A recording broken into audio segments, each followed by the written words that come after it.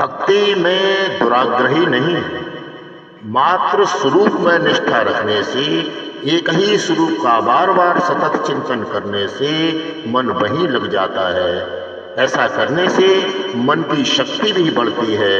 शरीर से नहीं तो मन से हर रोज गोकुल जाओ, मन से मथुरा जाओ। शरीर जहां भी हो, मन को मथुरा और वृंदावन भेजो।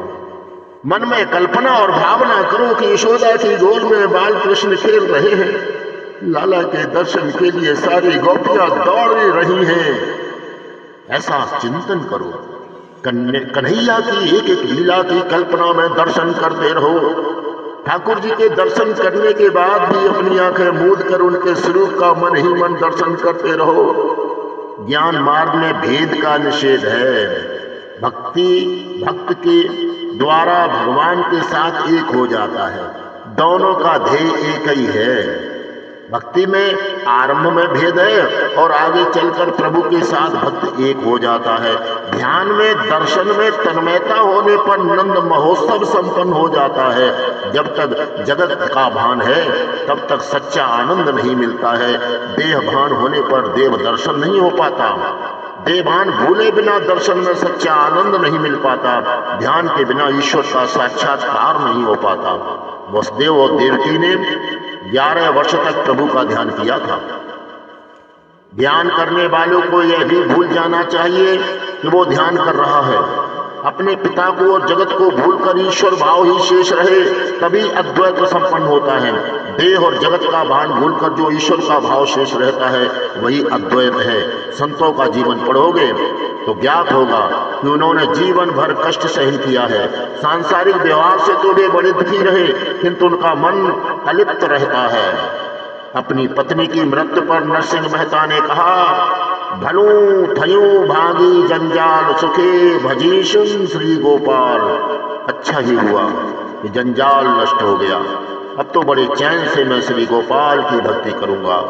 नरसिंह मेहता को एक ऐसा तत्व मिल गया था कि जिसके कारण दुखद प्रसंग भी उन्हें प्रभावित नहीं कर पाते थे। उनके हृदय में श्री कृष्ण विराजमान थे। वृंदावन में कई साधु प्रतिदिन नंद महोत्सव मनाते हैं।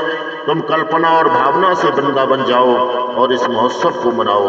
शरीर चाहे कहीं भी हो, किंतु मन से तो नंद बाबा के घर में ही निवास करो।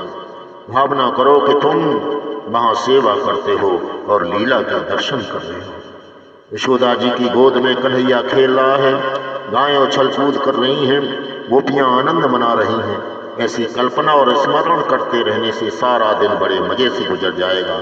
यदि एक ही स्वरूप का ध्यान न किया जा सके तो कृष्ण लीला का कीर्तन करो। कीर्तन में ऐसे लीन हो जाओ कि देह भान और देश काल का भान भी न रहे। नंद बाबा का गोकुल शुद्ध प्रेम भूमि है। उसमें स्वयं सुख पाने की इच्छा नहीं, औरों को सुखी करने की भावना है। स्वयं सुखी होने की और अन्य को सुखी न करने की भावना होगी तो सुख तुम्हारा ही त्याग करेगा। औरों को सुखी करने की इच्छा करने वाला कभी दुखी नहीं होता। नंद महोत्सव का आरंभ प्रातः काल 4 बजे से हुआ था, अतः इसे ब्रह्म मुहूर्त में ही मनाया जाए। ध्यान धारणा का सर्वोत्तम समय ब्रह्म मुहूर्त का है। प्रातः काल 4 बजे से 5 बजे तक का समय ब्रह्म मुहूर्त कहलाता है।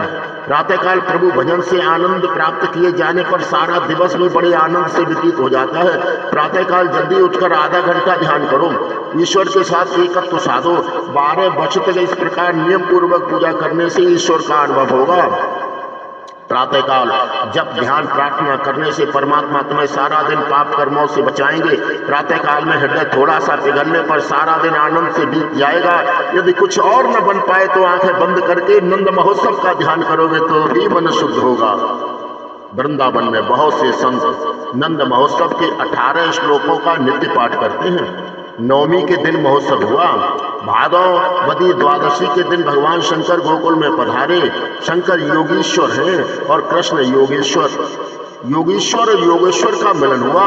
भगवान शंकर निवृत्ति धर्म का आदर्श दिखाते हैं तो श्री कृष्ण प्रवृत्ति धर्म का बाहर से प्रवृत्त और अंदर से निवृत्त, सभी प्रवृत्ति करते हैं किंतु किसी की प्रवृत्ति में आसक्ति नहीं है।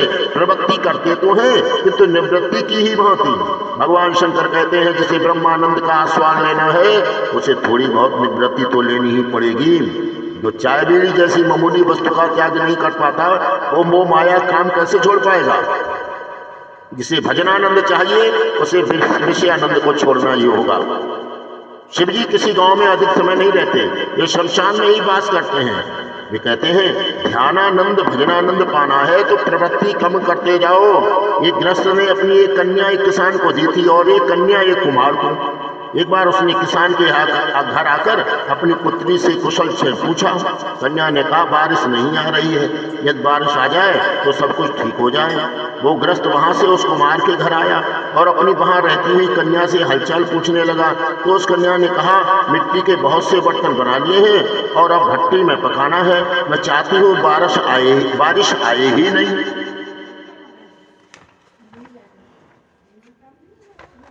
ये कथा सभी की है। जीव पिता है और प्रवृत्ति और निवृत्ति दो पुत्रियां हैं। ये दो कन्याएं एक साथ नहीं रह सकती, साथ रहने आएगी तो दुखी हो जाएगी। निवृत्ति का आनंद लेना हो तो प्रवृत्ति का मानसिक त्याग करो। जब तक शारीरिक शक्ति है प्रवृत्ति का विवेक पूर्वक त्याग करते जाओ। वैसे तो रक्तचाप बढ़ जाने पर डॉक्टर के कहने पर सेठ आराम करते हैं, किंतु यह सच्ची निवृत्ति नहीं है। सभी प्रवृत्तियां एक साथ छोड़ देना असंभव है, किंतु प्रवृत्तियों का ऐसा आयोजन करो कि प्रभु सेवा के लिए पर्याप्त समय मिलता रहे।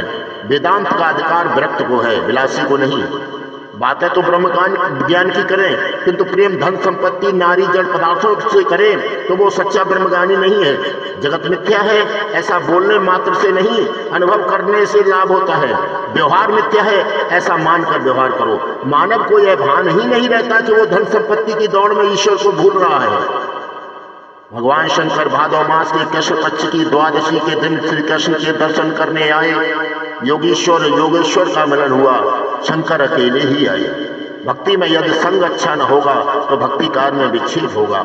भजन और दर्शन तो अकेले ही किया जाए, औरों को अपने साथ रखने से हम रजोगुणी हो जाते हैं। कई लोग भजन या दर्शन करने के लिए औरों को भी बुलाने जाते हैं। सत्कर्म के लिए औरों को प्रेरणा देना वैसे तो बड़ी अच्छी बात है, किंतु साथ हो लेने पर रास्ते में भली बुरी बातें भी हो जाती हैं जो ठीक नहीं है। भजन और दर्शन एक चित्त से करो। दर्शन के बाद मंदिर के बरामदे में थोड़ी देर बैठने पर यही प्रयोजन है कि हमने भगवान के जिस रूप का दर्शन किया है उसे दिल में उतार लें, जिससे अगली सुबह तक वो मन में बना रहे। कई लोग ऐसे हैं जिनसे दर्शन के बाद यह पूछा जाए कि आज ठाकुर जी का श्रृंगार क्या था, वस्त्र परिधान कौन सा था, तो वे सिर खुजलाएंगे।